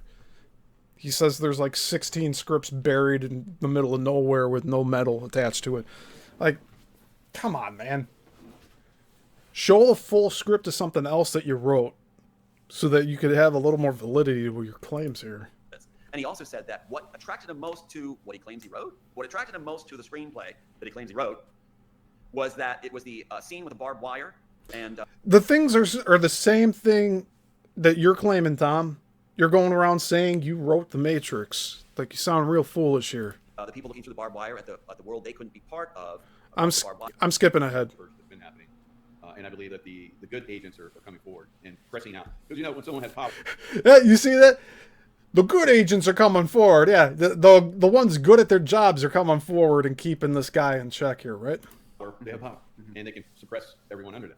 So the people that have been And they suppressed everyone that was hosting Tom. Look at that. suppressed are starting to rise up. Right. And they're actually able to do what they did for you, reveal this stuff. And they're not going to reveal their identity Yako's talking about himself here. because then you'll get sidetracked. No. Just stay focused. We'll help you. This is, I think, what's happening. And I think this is what's happening right now with the Trump administration. Right. There you go, Yako. You explained your motives on screen without taking credit for them. And with a lot of things that we're seeing, that a lot of systems are collapsing, while other systems are being built and being focused on. So it's an incredible time, but it's also a time of destruction. Now, my question to you is, you are obviously an amazing creator. You tap in. Yeah. You bring information down that is like. Tom's not a creator, by the way. Yeah, Tom is not a creator because he has not created anything other than this script for the past 40... shit. How many years? 44 years? 44 years. Not a single other script to take credit for besides this one script that he claims God helped him write. Very, very valuable for humanity. They don't have, the dark side does not have this creativity. They have to steal it. What is that? What? Yeah. The creativity that this dude's speaking of, Tom doesn't have either. Because as a creative, you're always creating. In the time that I knew Tom, he could have pumped out of almost 50 scripts during 3 years if you're really a screenwriter. Why don't they have the creativity? What stops them? That's a great question, Michael. I think it's because they don't have that humility and compassion. I mean, the things Show me where Tom has any humility, and show me where Tom has any compassion other than towards himself. that I really firmly believe. I went through that training, and when I was approached with that idea, I thought, well, I'm one of the most compassionate people I meet. No, Absolutely. like you. I thought we all attract each other to work together. And it's like I thought, what am I missing? But they taught me that it was a discipline. It was a discipline, and no one really had it yet. So I was like, okay, because the words were I looked for someone and found no one, and I was like, I'll do it, but I had no idea what I was volunteering for. And it was like, wow, But I'm glad it was done, and I'm glad we're at the end of this story of that. We're now getting, like you said, things have changed. Now it's like we're in favor, and everything's switching around. It's like that commercial where they go Bob's Highway and Bob's Life. He's in favor with the ops. He's in favor with the agents. Congratulations, Tom. You kissed their ass enough, and now here you have a new platform to be on because you're too... You don't have the self-confidence to run your own YouTube channel, Tom. That's real sad. Light and Bob's Lane. It's like that right now. Everything's opening up so well. Probably why I'm here. But I think addressing the question you just asked about. Wait, give me the question again because I just layered out of it. Yeah, so the dark side doesn't have the creativity. Tell me again what we're talking about, because my schizo brain just went all the fuck around the place, and I don't know what we're fucking talking about anymore. Right. So they have to steal the creativity. That's Tom. That's me quoting Tom's or paraphrasing Tom's words here. Right. And you're saying that compassion, humility, and compassion. That's what I told and Disney. That's absolute. They're psychopaths. They're like, yeah. Wow. Yeah. Explaining the very things that they are currently going through. Amazing. And that's also what narcissists do. They're psychos, and they want to control, they want to manipulate, they get off on like doing horrible things to children, and they just love that. It's like the essence of innocence. They want to take that and control that and disrupt that on a it's like the magic pedophile kingdom. Yeah. It's like you try to bring that out in your storyline. Absolutely, in the train Immortal station / Matrix. Yeah, train station scene. That's what it's all about. And the Wachowskis on their fan page say, well, the train station scene and little girl is just a subplot. That's all they said, just a subplot. The little girl at the train station is key to basically everything, and to a satisfying ending. She's key. Wow. And it represents the daughter I lost. The writers, of course, I'm writing from a place of passion and hope. A reunited family that was taken from me. So it's like Wachowskis asking about it. It's like that's important to them, like picking an apple that's rotten off the tree and discarding it. It doesn't mean anything to them. To the Imagine how this daughter must have felt that she had to cut off all ties from her father like this. Imagine what she must have had to listen to and bear through about all of this content.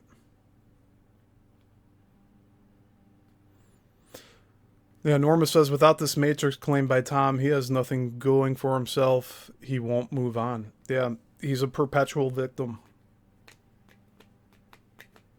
And none of these studio execs, nobody from Warner Brothers wants to even touch this stuff because of just how unstable Tom is. Original author means everything. So, yeah. But compassion, I have a tape from a Disney exec, a Disney attorney, where they're talking to me and they're saying things like, like I was having a conversation and I said, why was this done to my family? And I may have mentioned this before, but I think it's very important in that the answer was given. They said, well, you were... Oh, we got the witches in the chat. Look at that. We got the witches saying, oh, we're not allowed to study evil. All right, let's carry on here. We're going to just listen to a few more minutes and then that's it. And have come at me in different ways. Given the option, the real option, instead of like, you'll do this work or otherwise. You'll lose your job or you'll lose everything and we'll come after you. Just like, you see what we've done to them, we'll do 10 times up to you. So of course they're going to come and do their job on us. So I think those people are starting to realize that's no longer an issue. That's huge. Right. And you know what I got to credit, Michael? Just came to me. That is audiences that have a big hand in this. They believed audiences are dumb. I don't mean to insult, but they really do. And Spielberg illustrates that. That's what you think, Tom. You think everyone else is dumb because you say, oh, finally, I'm talking with some smart people. He said that on several occasions on different hosts' platforms. All the time. Anytime you see public illustrated in Spielberg's pieces, like Men in Black, where they walk in the living room, like I said, and get the weapons, and they're just standing there with their mouth open, just dumbstruck and remain dumbstruck. It's like, I think what's happening is, if you go back to that Disney call where the attorney was saying, you got the word out, and that's what made you win the chess game. So audiences getting it is what's defeating the whole strategy. So kudos to those that got it, that have been vocal about getting it, for both Michael and myself and others like us. You're the ones that are facilitating the victory. We couldn't do this work without everybody being involved. Does that include me? All my stuff's staying up. I don't drink alcohol anymore, so I'm not going to go on some weird thing in the middle of the night and delete everything. Nothing like that's ever going to happen with this channel. And I will never take my own life. I'm putting all of that out there. They didn't count on you getting it. They did not count on you getting it. I didn't count on it, but it's been huge. And this is why we've been able to not only continue to actually grow, Exactly. and now we're growing again. And we're going to get all the stuff that they took from us. We're going to get all back, and we're going to take it to the next level like we meant to again. And we'll keep using it as we're intended, with humility and compassion for Absolutely. good. And They always talk about the next level. They're always on the precipice. This is what I was talking about a few episodes ago. Tom's talking like we're just about at the end of Act 2 and about to start Act 3. We're never going to get to Act 3 with him. Ever. that's what I believe we go back to. What are the sources? And by the way, either before or after this interview, both of these two guys walked outside on that porch. Like, I'm just guessing this. And Tom would look at all the scenery and be like, wow, this is such a great location. Look at it. It's so nice. I just love this environment. It's so beautiful. He'll talk about everything else except, like, the topic at hand here. Of all this material, is there a God and all that? That yes, it shows the benevolence of our Father, our creators, whatever you believe, because I don't think we have the full picture yet. And in that, it shows that I think it's designed that we really have to work together if we want a good ending. We're given pieces. I was given my piece. He said he wants to work together, but he chops off all of his help. Explain that one. The screenplay and all the stuff in it. And if we work together, Michael Yako is the flavor of the month, or flavor of the year, flavor of the decade, whatever you want to fucking call it. It's going to end at some point. He's not going to be on Michael Yako's show, like, indefinitely. There's going to be an end point here, just as well as everything else. that better world. And that says something about our creator. Yeah. So we're moving into that zone, I believe, zone of consciousness where we can work together and create on a massive scale. And those people that have been suppressed in three-letter agencies, they can start to rise up and assume leadership roles instead of the ones that are there now. That's something. Leadership roles in those private organizations? What offers are you trying to give Tom here, buddy? Too. I'm glad you said that. That I've seen with the stolen, like it's like a hijacked timeline. The other side seems to pride themselves with putting us into low-level positions or positions that are the opposite of what we be in the actual unadulterated timeline. And so I think there's so many people out there, even listening in, that you have a major part to play in the restored timeline. And you have the gifts, you have the abilities, and you probably feel like you've been misplaced. You have been. And so it's like, now I look forward to, it's almost like the game of charades, or that thing where you wear the name tag of some famous person and they guess who you are, where it's like we could get a sense of who we are and what our aptitudes are. You may see a big reversal on a lot of people in careers and things like this, where we come into what we would be if the timeline had not been hijacked and altered, and they played God. Right. So, yeah. So what do you see with these people that are kind of sketchy that we're talking about now, the Elon Musk? The most ironic thing here is that Tom is playing God of this Matrix world that the Wachowskis created, but he's claiming it as his own creation.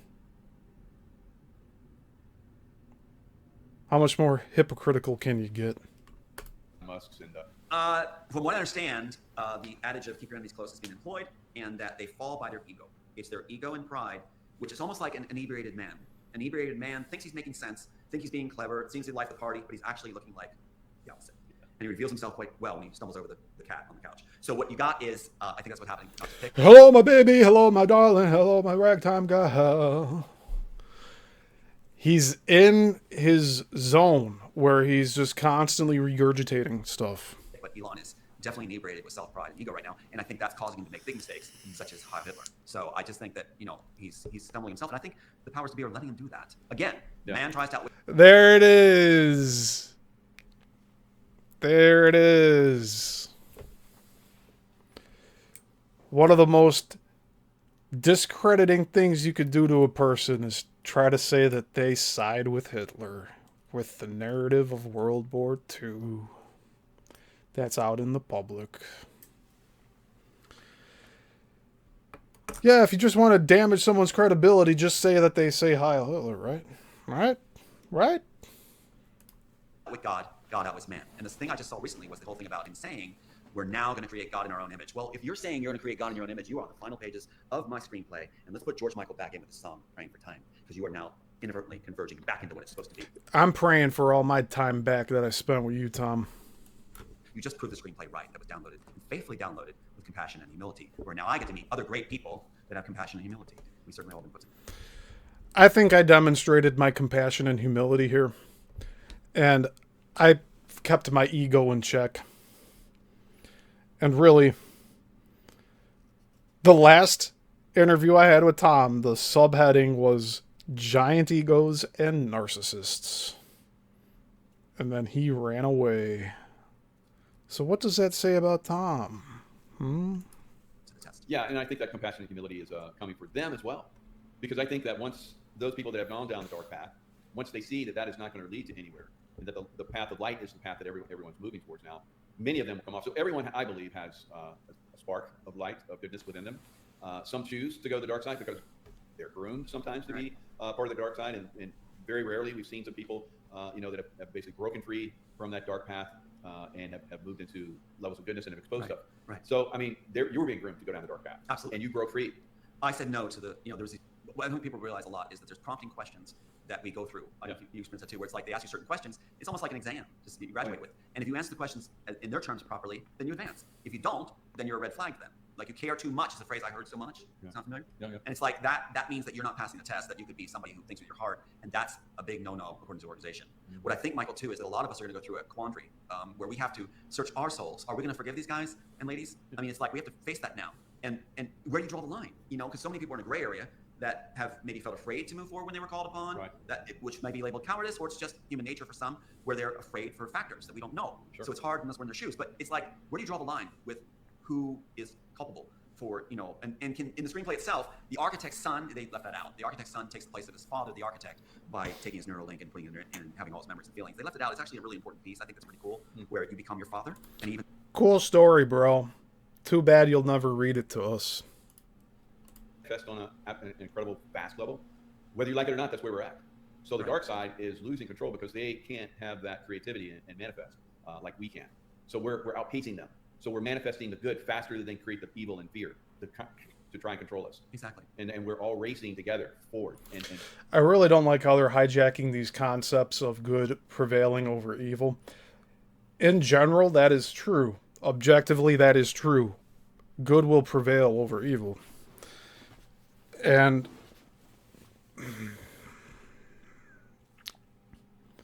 they're just taking this concept and running with it for their own nefarious purposes. It's all selfish on behalf of this jackass and this one.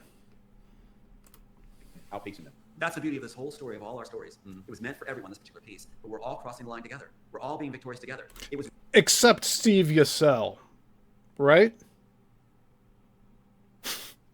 written, my piece was given to me, that the code in it basically was that great people of humility and compassion would come together from cross disciplines and solve the world's problems. It makes sense. Think tanks are the biggest thing right now in Washington and other places. Think tanks really hold the power.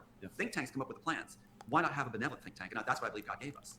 So, when you see organizations and not just in... You puncture the think tanks that are presented to you, Tom. You drain the think tanks, and then you cast blame onto other people for draining it when you're the one that did it yourself. In writing and art, but also in invention and creativity in other ways, health and other things, like your Lightwave organization is, when I heard David Schmidt talking, it's like it has a benevolent core. Yeah. And so you're seeing things tied together from all disciplines, all markets, all kinds of things, where we're going to see, even in currency and everything else, come with a heart of benevolence in it. So is this turning into God's world? I think so. Yeah. And we who have had been fortunate to walk the walk are now, like the end of Troy, the movie Troy, I got to stand with heroes. And that's how I feel, Michael. And that's how I feel right here. And the people who've been tuning in, I got to stand with heroes. And I wouldn't trade this for the world. So, Wow. yeah. That's beautiful. So, Tom, how can people reach you if they want to? I have a beautiful young lady who formed the website for me. And I said, well, I always forget the names. The handler. He's forgetting the name of the person who put the website together for him. Can you believe this? The one that he was opining over. Jen. The one that took up a lot of his time when I was at his house. Because she was calling him on the phone and they were chit-chatting. Like they were having gossip hour. That's who he's trying to talk about right now. That he can't remember the name of the person that helped him. When I'm talking, she goes, I'll make it easy for you. I'll call it TomAlthouse.com. So can't miss it. You know, it doesn't help me with a... I'll make it easy for you. I'll name it TomAlthouse.com. Dude, I told him to make it his name, TomAlthouse.com, and he said that was too pretentious. Werber's claim of egotistical, but the thing is, like, she came up with it as a memorable item is what it really was. So TomAlthouse.com, you can see a lot of the stuff there. Yeah, that's actually something else he said. And he thought it was too egotistical to use his own name. When really we're going into this era of branding by individuals. So it's like, what the shit, man? Whatever floats your boat, Tom. I'll be going on Roseanne Barr's show the 29th, and some other shows coming up. But to be here in your home. Thank you. So he's going back on the Roseanne Barr show. Ain't that something? So she's going to further handle him. And they'll probably talk about Israel. And God bless your audience, too. You guys really are the heroes out there. That's where Michael and stood with him because, like Michael said, that's what's allowing us to win. That's what's affecting the other side. I could talk to you on blue. I could show you all the evidence. But unless the audiences believe it, they're not going to flinch on the other side. But they'll crumble when you do. So God bless you. That's beautiful. Beautiful, Tom. Thanks a lot for sharing. Sure thing. And you guys know the deal. Stay in the low vibration. We'll see you guys next time. No, you guys have a low vibration, and I choose to not be in it. Man.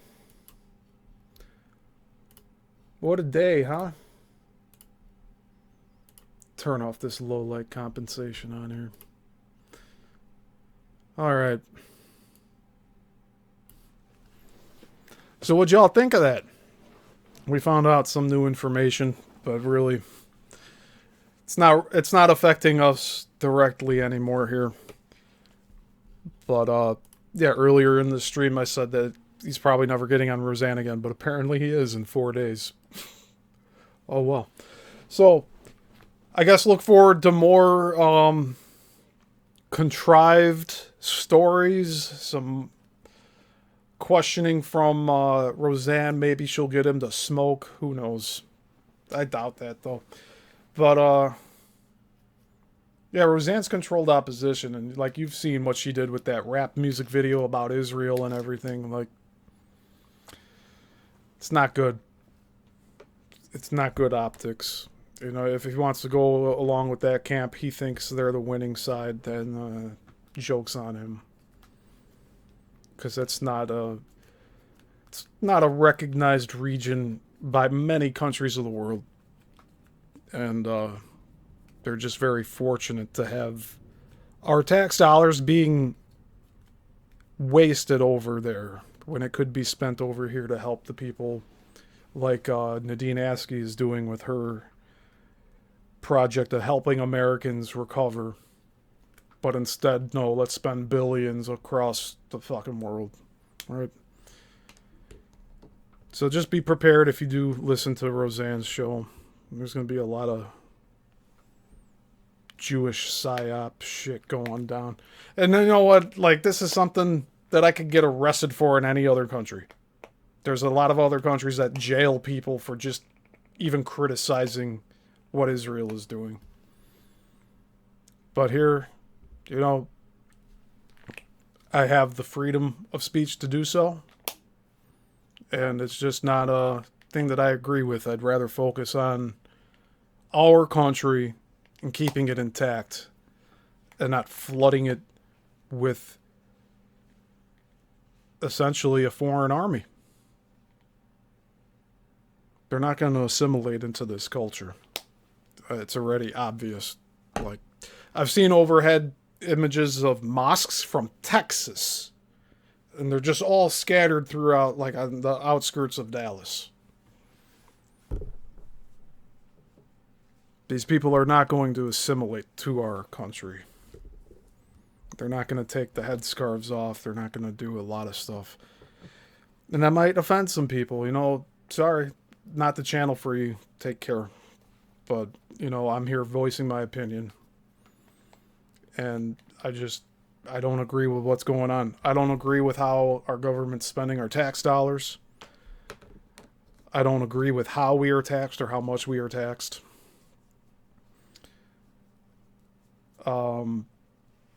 To bring it back around to the whole Tom situation. Tom was against cryptocurrency until the fallout with Penny and Beyond the Box. And then Brian Sang got him hooked on the current or the cryptocurrency. So it's just kind of silly in retrospect. But yeah, I hope you all enjoyed today. It's been nearly 2 hours.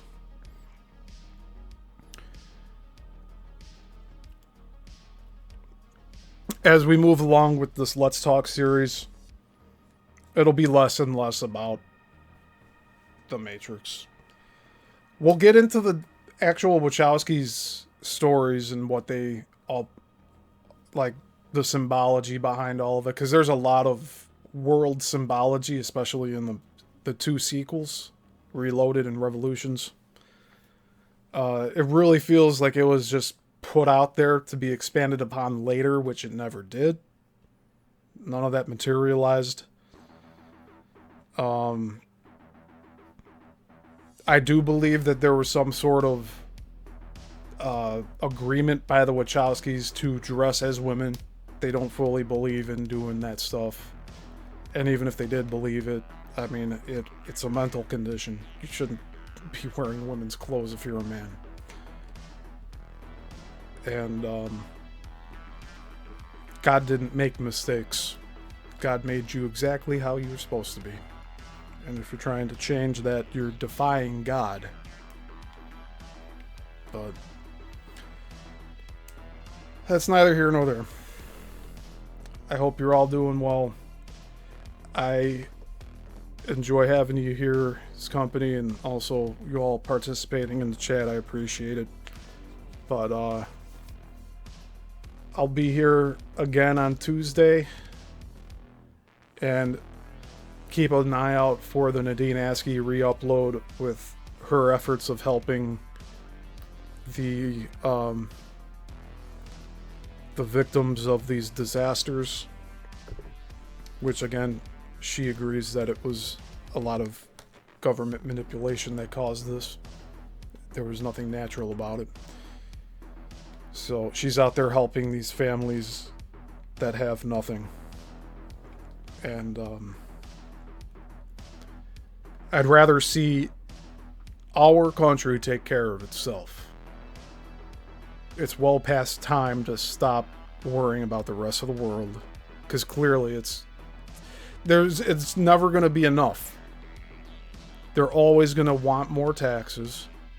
They're always going to be padding their pockets. I just read the other day, $93 billion got siphoned out of the Treasury in the 76 days prior to Trump being sworn in. So from the time that he got elected to the time he got sworn in, $93 billion got given away to institutions that have no financials. And everybody involved in that scheme should be in jail, but they're walking free. And that's one of the many problems that this country has. So we have a lot to work on here at home. And if anybody thinks I'm not being compassionate about everybody in the rest of the world, you're so far away on the other side of the world, if you want to call it another side, if we're all on the same plane here. If we can't take care of what's at home, how can we take care of those abroad? We have to figure out home first.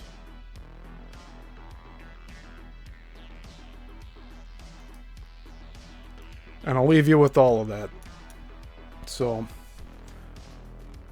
until the next one, class dismissed.